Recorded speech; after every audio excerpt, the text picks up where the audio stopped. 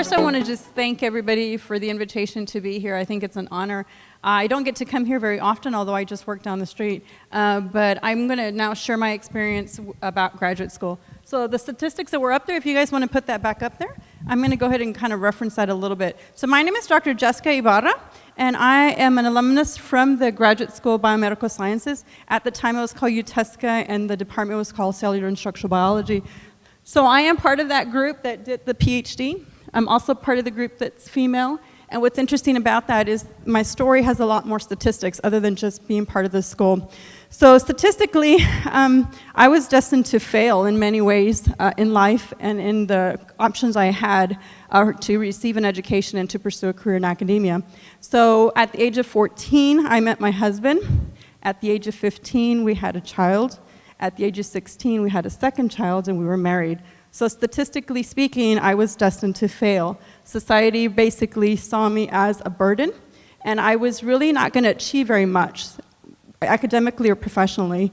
And that's the part of my story that makes achieving that PhD and being part of that number the most significant to me. How did I get here? We did talk about that long journey to get here and the experiences that really shaped our lives. And in my case, that came through education, and my only option for pursuing something different for myself and my family was through school. So I started school here in San Antonio through a community college because in addition to having those statistics against me, I also didn't graduate from high school, so I'm a high school dropout. And so how do you begin to launch an education or a career with nothing? You start from the bottom. And the bottom for me was going to a community college here in San Antonio at Palo Alto College and pursuing what I thought was the degree, an associate's. In my pursuit of an associate, it really meant what I needed. I needed a quick degree, I needed to get a job, and I needed to go work for my family. And what I saw the quickest route for something I love, which was science, was dental hygiene. So I applied to dental hygiene school here many, many years ago and was waitlisted. And when I was waitlisted, it's like, oh my gosh, what am I going to do? My whole world is over. And I had a counselor say, well, what are you waiting for? You can go to dental school there instead. So it really kept me going into the prereqs and accomplish a prereqs for dental school, because one of the things that I found is as I struggled through life and in my own community, I was extremely curious as a child, and I loved learning, and I collected bugs and rocks and watched planes and just was real curious about the things around me. So I kind of took that and tapped into that and said, well, what can I do with that in terms of achieving an education? So when I was at the community college, I thought, well, since dental hygiene is not going to work, well, then maybe I should go to dental school. And that really thrust me into what we call the more intense prereqs for professional schools. And so I was learning, taking chemistry and OChem and all those great fun classes. And during my time in one of those classes, I had a professor say, do you realize how much fun you're having in here?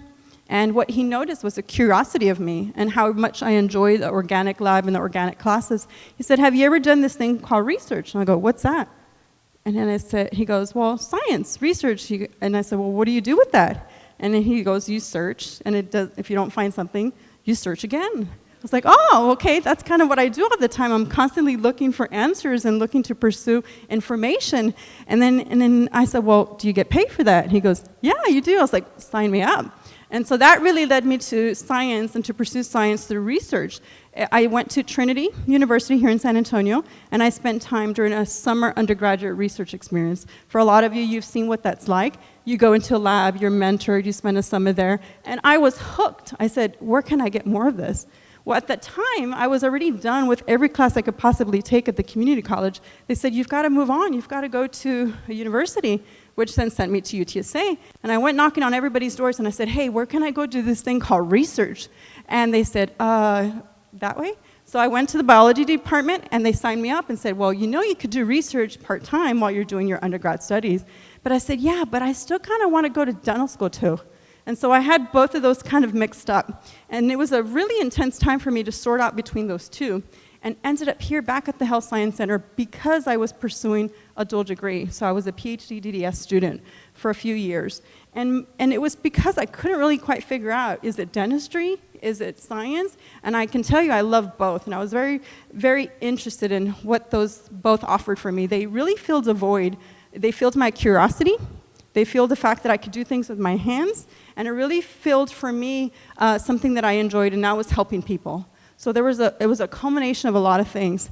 Well, it turns out that my time during the research side of this is that I really just became more and more fascinated with research. I could still use my hands, and I could still use my head to solve problems and, in fact, help people. And I ended up finishing that instead. So the statistic that I love the most is being the 1% of Latinas that have earned a PhD in science. And so I really think that my time here at Health Science Center reframed my life. It really reframed it because without the education, it wouldn't have changed me. It wouldn't have allowed for personal and professional growth, but it also would not have allowed for me to change the future for my children and my family as well. And so the thing that you do here is work hard. You push yourself, you meet challenges, you surpass them, and then you find more challenges and you surpass them too. And what I would like to do and follow back with what you were talking about is that this has been a very tough, very challenging time, my time here at the Health Science Center, and now what we call UT Health, but it was all worth it. It was about discovering and not just being curious about the things I saw in education, in science, as well as in the healthcare needs that we were meeting, but it actually helped push a lot of those within myself.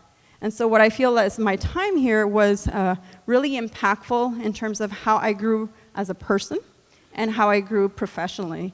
And the love that I found in my teachers, the researchers, the people that sought to mentor me, really thrust me into what I consider not just personal success, but academic success. And today, I'm very proud to come back here and just share this experience with you because now I'm on the other side. I do teach now. I'm in academics. I am an assistant professor of anatomy at the new University of the Incarnate Word School of Osteopathic Medicine. So I get to pay it forward and continue to change lives in the students that I help train, and the students that I've mentored, and the research that I conduct, and in the service that I give to my community.